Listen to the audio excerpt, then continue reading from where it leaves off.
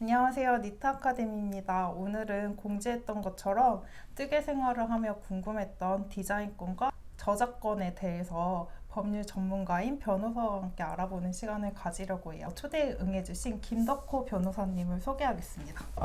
안녕하세요. 저는 김덕호 변호사라고 합니다. 저는 현재 법무법인에서 일을 하고 있고요. 오늘 이렇게 니트 아카데미에 초대해 주셔서 감사드리고 혹시 평소에 이제 궁금했던 점이나 그런 것들을 제가 아는 범위에서 최대한 쉽게 간결하게 답변을 해드릴 예정입니다. 오늘 촬영은 하루지만 내용이 조금 길어질 것 같아서 아마 한 3부 정도로 이 콘텐츠들이 나눠서 나갈 것 같아요. 3부요? 네. 아, 저희가 편하게 진행을 하기 위해서 캐주얼하게 얘기를 할까 해요. 그래서 반말로 진행을 하는 거 이해를 해주시고 알기 쉽게 처음 들으셔도 어렵지 않게 설명을 해보도록 저희가 노력을 할게요. 그래서 1부는 저작권에 대해서 얘기를 해볼 건데요. 법리적으로 접근하는 경우는 크게 없었을 것 같아요. 알려줘. 법리적인 정리. 저작권에 대해 이제 알려줘. 빨리 알려줘. 이제 말을 편하게 하자면 저작권이라는 거는 사실 뭐 아주 법률적인 용어로 표현을 할 때 저작권하고 사실 요새는 일반적으로도 많이 알려져서 저작권이라는 개념이 되게 친숙하면서도 사실 그 정확한 내용에 대해서는 좀 모르는 경우가 많이 있는데 저작권은 한마디로 내가 인간으로서 어떤 창작 활동을 했을 때 그 창작에 대한 권리를 기본적으로 내가 보유하겠다라는 사상에서 나온 거거든. 저작권의 가장 근본적인 것은 발생주의. 저작권은 특별히 내가 어떤 법적으로 뭐 등록을 하거나 내가 주장을 해야지 발생을 하는 게 아니고 내가 어떤 창작물을 만들면은 기본적인 개념으로는 거기에서는 내가 그걸 창작한 순간에 바로 저작권이 생겨. 근데 그 저작권을 나만 이용하겠다, 내가 이것에 대한 권리를 독점적으로 가지겠다라고 하는 그 보호의 범위는 좀 층위가 달라지는 거야. 층위가 뭐야? 층위가 어려운 말 쓰면 안 돼. 단계가 달라진다는 거지. 단계가 달라진다. 그러니까 내가 뭐라도 그냥 어떤 활동이든지 하면은 그 모든 행위 하나하나에는 권리가 다 생기는데 그게 이제 법적인 용어의 저작권이라는 것으로 형성이 될 때는 좀 따져봐야 될 것들이 추가로 생긴다는 거예요. 가장 대표적으로 저작권에 포함되는 개념이 창작성이라는 거야. 그것이 정말 나라는 인간을 통해서만 이게 발현이 되는 건지. 그래서 이제 저작권은 근본적으로는 표현만 보호를 하게 되어 있어. 그게 어떤 의미냐면은 내가 머릿속에 있는 단계에서는 그거는 내가 머릿속에 어떤 생각을 하는지 관여를 하지 않고 그걸 보호해주지 않겠다는 거야. 그러면은 이제 저작권법 보면은 입법 목적을 저작권의 권리를 보호하고 저작물의 공정한 이용을 도모함으로써 문화 및 관련 산업 향상 발전에 이바지함 이렇게 돼 있잖아. 발전에 이바지하지 않고 문화나 산업 발전을 좀 수축시키거나 이러는 경우에는 저작권을 보호하지 않을 수도 있어? 기본적인 개념은 그래. 기본적인 개념은 그런데 모든 법령의 1조에는 다 그 법령의 목적을 이제 기재를 하도록 되어 있는데 저작권법 같은 경우는 당연히 그렇게 되어 있고 기본적인 저작권법의 원칙이 그러하다는 거기 때문에 당연히 큰 틀에서 그러한 목적을 향해 나아가야 된다는 거지. 그런 목적에 위배되기 때문에 이거 저작권이 아니야. 그렇게 사실 접근하기는 어렵다라는 얘기지. 그래서 이제 저작권의 의의는 알았고 저작권법이 왜 중요하고 저작권법으로 어떤 걸 보호하는지 알았는데 그럼 저작권 침해는 어떻게 발생하는지 무조건 똑같으면은 저작권 침해는 또 아니라고 오빠가 그랬잖아. 그러니까 쉽게 표현을 할게. 미키마우스라는 거는 아주 대표적인 저작물이야. 근데 내가 한 번도 내가 태어나서 난생 미키마우스를 본 적이 없어. 그래서 그냥 내가 이렇게 따라서 내가 그냥 내 머릿속에 있는 대로 그냥 쥐를 이렇게 표현하면 좋을 것 같아 라고 해서 그렸는데 그게 우연히도 미키마우스처럼 그려졌어. 미키마우스랑 누가 보기에도 유사해. 근데 이게 그 원 저작권자인 디즈니에 대한 저작권 침해가 되느냐를 봤을 때는 그거는 저작권 침해가 안 될 수도 있다는 얘기지. 가장 극단적인 예시를 들면은 정말 똑같이 생긴 게 두 개가 있어도 서로 저작권 침해가 없는 관계가 생길 수도 있는 거야. 아주 이론적이지만 다른 사람들의 어떤 독창적인 표현이나 다른 사람의 어떤 지식 노동이지 지식 노동을 통해서 한 것을 손쉽게 가져가는 것을 방지하겠다라는 게 목표인 거거든. 기본적으로는 카피나 베끼는 거를 방지하는 거고 더 나아가서는 그냥 카피 행위를 통해서 그걸 이제 상업적으로 내가 돈을 버는 거를 막는 게 일단 규제하는 목적이게 되는 거야. 똑같기도 하면서 내가 베낀 거라는 게 확실해야 된다. 그렇지. 기본적으로 그러니까 저작물이라는 개념하고 저작권 침해라는 개념하고를 좀 구분을 해야 되는데, 저작권 침해를 주장하는 사람은 상대방이 내 걸 보고 베꼈다라는 거를 입증을 해야 돼. 내가 상대방 거를 안 베꼈다라고 주장을 해서 그걸 입증을 해야 되는 게 아니고, 상대방이 제가 내 걸 베꼈다는 거를 입증해야 그치. 된다는 거지. 그렇기 때문에 저작권 침해를 다투는 과정에서는 그 부분에 대해서 판단이 어렵기 때문에 실제로는 이 사람이 내 걸 보고 베꼈을 수도 있어. 그럼 저작권 침해로 판단이 돼야 되지 맞는데, 내가 그거를 구체적으로 법원에서 못하면. 다툴 때 그거를 증명하지 못하면은 이거 저작권 침해가 아니다라는 결과가 나올 수 있다는 거야. 그렇기 때문에 그걸 일률적으로 판단하기 어렵다는 부분이 그래서 나온 거지. 실제로 똑같이 만드는 것도 있지만 또 다른 것도 저작권 침해가 될 수 있잖아. 어떤 거 이게 뭐, 구체적으로 얘기하면? 복사해서 배포한다든지. 저작권이라는 개념을 법적인 관점으로 접근했을 때 가장 크게는 저작 인격권이라는 게 있고, 그다음에 저작 재산권이라는 게 있는데, 한마디 그 저작물에 대한 저작 권리 자체를 사람으로서의 가치에 대한 투영, 그것에 대해서 보호하는 것을 하나의 카테고리로 두고, 그다음에 그걸 통해서 내가 돈을 벌어들이는, 한마디 그걸 어떤 재산적인 가치로 파악하는 그 관점 두 가지를 크게 구분을 하는 거야. 이제 근데 앞에서 있었던 그 사람으로서의 어떤 표현을 이제 저작 인격권이라고 하는데, 이거는 원칙적으로는 양도 불가능이야. 그러니까 그 누구도 이걸 터치를 할 수가 없어. 근데 이제 재산권은 내가 재산은 내 마음대로 처분이 가능하잖아. 그래서 이제 그 뭐 처분을 할 수도 있고, 그 권리 자체를 그런 다양한 층이들이 있는데, 그걸 이제 저작권 법에 규정을 하고 있거든. 이제 저작 인격권을 그 저작권법 제11조에서 제15조까지 규정을 하고 있는 거고, 그다음에 저작 재산권을 제16조 이하로 규정을 하고 있는 건데, 저작권의 개념에서도 사실 되게 중요한 게, 모든 저작권 침해는 사실 저작 인격권에 대한 주장이 아니면은 결국은 다 돈으로 기결이 돼. 그치. 예, 그래서 내가 이걸 통해서 내 재산적인 어떤 가치가 떨어졌는지, 아니 내가 더 어떤 얻을 수 있는 이익을 얻지 못했다든지, 이제 그런 식의 결국 다툼이 되는 거거든.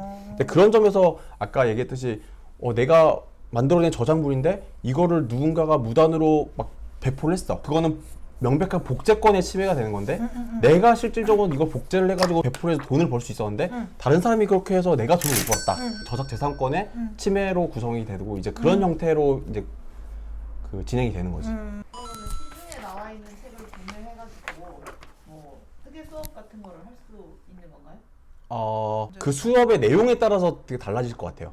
그러니까 수업의 내용이 말 그대로 내가 그냥 이 책에 있는 내용을 줄줄줄줄 그냥 읽는 수준.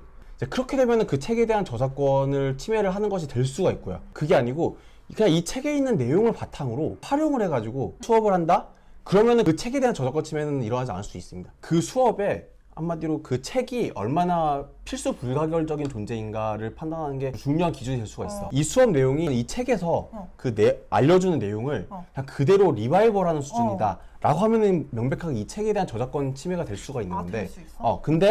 근데 그게 아니고 그냥 이 책은 한마디로 약간 참고 자료인 거야. 그러니까 내가 수업할 내용을 좀 일목요연하게 정리된 게 이 책이에요 라는 식으로 약간 보조적인 용도로 그냥 사용하는 정도면은 그 수업 자체가 저작권을 침해했다라고 보기는 어려운 거지. 이 책의 내용대로 내가 수업을 하겠다라고 하면은 이 책을 구매하도록 수강생들한테 해야지. 그러니까 다 구매하면은 다 구매를 하면 그건 저작권 침해는 발생하지 않아. 이 사람들이 다 책을 구매했을 때는 내가 이걸로 영리적인 수업을 해도 문제가 없는데 전혀 문제가 나만 책을 가지고 있으면 문제가 된다. 내가 근데 이 책을 해서 그 책을 만약에 복사를 해서 이렇게 나눠줘. 그러면은 이제 그건 문제가 되죠. 각자가 취득을 해야 되는데 내가 그걸 나눠줌으로써 그 책의 저작권자가 얻을 수 있는 이익을 침해당한 결과가 된 거다. 그래서 저작권 침해가 발생한다는 그런 개념인 거야. 그러면 책을 구매해서 수업은 할 수 있는 거네요. 충분히 할 수 있지. 다 책을 샀다는 전제 하에. 그렇지. 도안을 구매한 사람에게 도안 번역본을 무료로 나눠주는 거는 저작권 위반일까요? 일단은 이것도 좀 단계를 나눠서 생각을 해야 될 것 같은데요. 그 도안이라는 것이 과연 이제 어떤 저작물로서의 가치가 있는가, 아까 얘기했듯이 그런 어떤 독창성이 인정되는 저작물인가에 대한 판단이 먼저 선행이 돼야 될 것 같고요. 근데 이제 그것이 이게 인정이 된다는 전제 하에 그 도안 원본이 있으면은 그것을 그 받아들이는 사람이 좀 더 알기 쉽게 한마디의 가공을 하는 과정을 거치는 거잖아요. 원 저작물이라는 걸 바탕으로 이 가공을 하는 행위를 저작권법에서는 2차적 저작물 작성권이라고 합니다. 그 2차적 저작물 작성권이라는 것은 그 원 저작물의 저작재산권의 내용이 포함되는 거기 때문에 기본적으로 이것을 번역을 하는 행위는 이게 저작물로 그러니까 보호받을 수 있는 저작물로 성립을 한다면은 당연히 번역을 하는 행위도 2차적 저작물 작성권의 침해가 될 수 있어서 원 저작권자의 허락을 받아야 되는 행위예요. 보면은 영화의 자막이 있잖아요. 그 영화의 자막 자체가 어떤 특유의 그 저작권이 형성되는 저작물이기도 한데 자막은 이 영화와 독립적으로 사실 사용하기 어렵잖아요. 그리고 이 영화의 내용을 바탕으로 작성이 된 거기 때문에 그 자막 자체를 2차적 저작물로 봐요. 그래서 이 자막 자체도 원 저작권자의 동의 없이 그냥 막 배포를 하는 거는 이 2차적 저작물 작성권의 침해 행위가 될 수가 있습니다. 그거랑 동일한 개념으로 보시면 될 것 같아요. 그러면 이때는 모든 사람이 다 도안을 구매했어도 번역은 하면 안 된다는 그렇지. 거네요? 아까 수업이랑은 다르게? 그 도안을 만든 사람한테 허락을 받으면 문제는 없어. 이 사람들한테 다 원본 도안 구매하게 시킬 건데 근데 이 사람들이 뭐 언어가 다르거나 어려우니까. 영어가 어려워서 내가 이것에 대한 번역본을 같이 제공해 주려고 한다. 돈을 그거 받고. 괜찮겠느냐? 비용이면 또 상관없잖아. 비용이면 상관이 없고, 그러니까 그냥 무조건 원 저작권자의 허락만 있으면은 2차적 저작물 작성권이라는 건 결국은 그것을 사용할 수 있는 원 저작권자의 허락이 필요한 행위이기 때문에 허락만 받으면 아무 문제가 없어. 저작물로 인정되는 저작권도 이제 권리 제한을 할 수 있다고 하더라고요. 그 어떤 케이스에서 저작권이 제한되는지, 그래서 왜 그렇게 제한을 하는 상황들이 있는 건지 설명을 해주면 좋을 것 같아요. 그러니까 모든 사람의 창작 활동은 기본적으로 아까 저작권이 형성되는 거라고 말을 했잖아.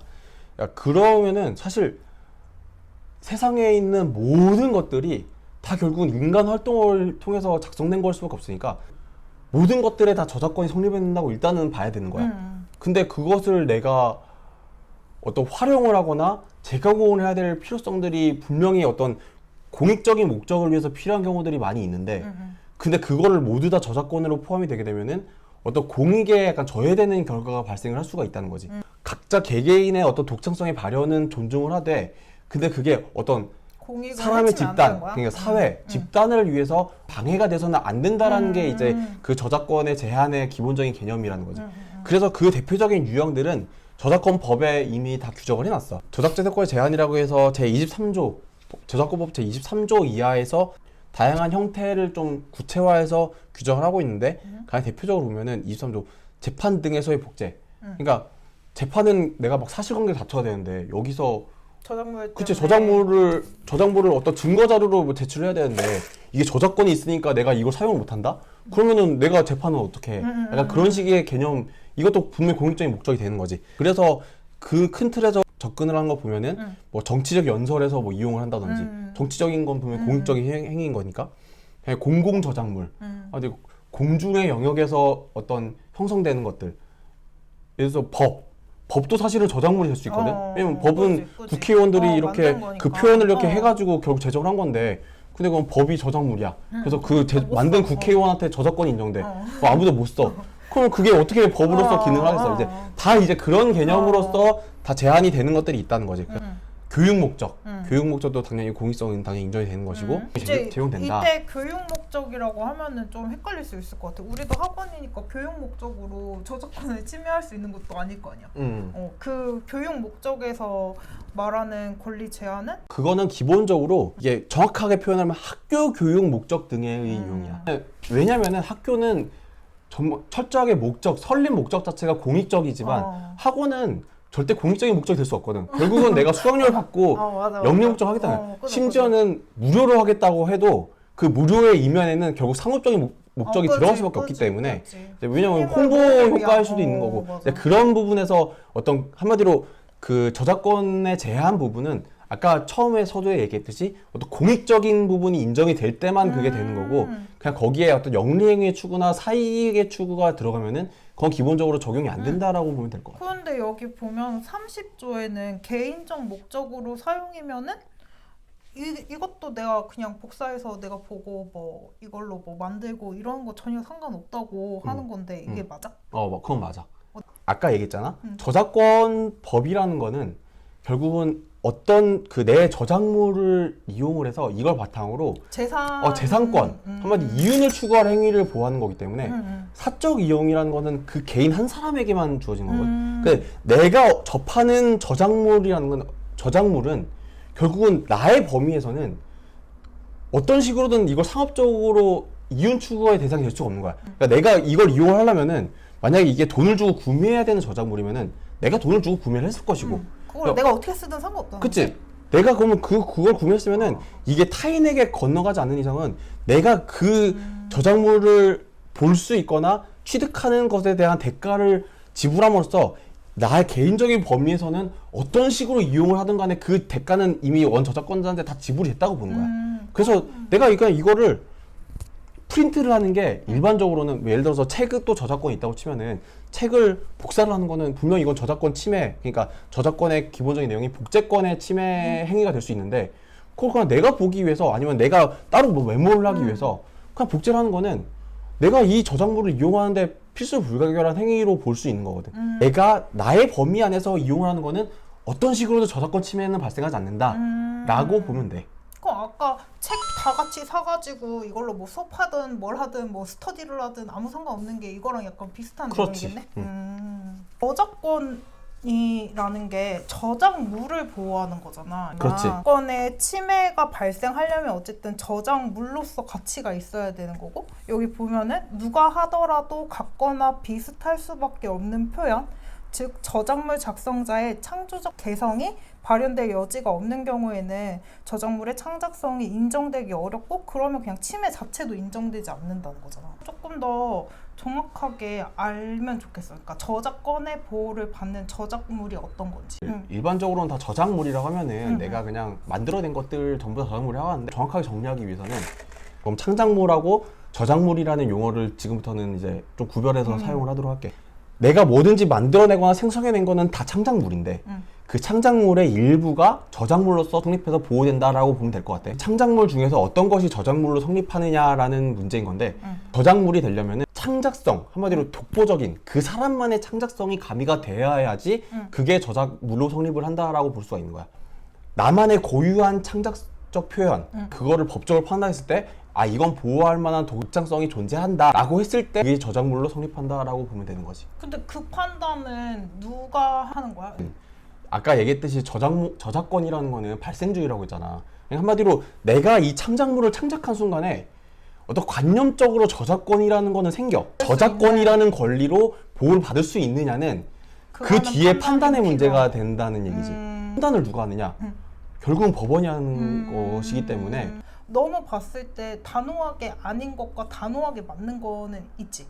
그렇지. 기본적으로 모든 창작 활동을 했을 때는 다 권리는 생성하는데 세상에 나만 존재한다면은 내가 그 모든 그 권리를 다 독점을 하면 되지. 그냥 가져가면 되는데 근데 이제 세상에 나만 있는 게 아니잖아. 다른 사람들과의 관계에서 그 범위를 어떻게 조율을 하는가는 결국 제3자가 판단을 해줘야 되는 부분이기 때문에 그 제3자의 기관이 법원인 거고 근데 이제 그 전 단계에서 이제 일반적으로 이런 경우에는 이제 된다 안 된다라는 그 어떤 개념적이나 그런 경험상의 그런 것들이 있기 때문에 일단 우리가 법원까지 가지 않아도 일단은 판단을 할 수가 있는 것이고 변호사들이 아니더라도 사실 그건 일반인의 기준으로 보는 게 더 가까워. 그러면 이 저작권 법에서 뜨게 좋아하는 어떤 위치일까? 어떤 개념으로 봐야 될까?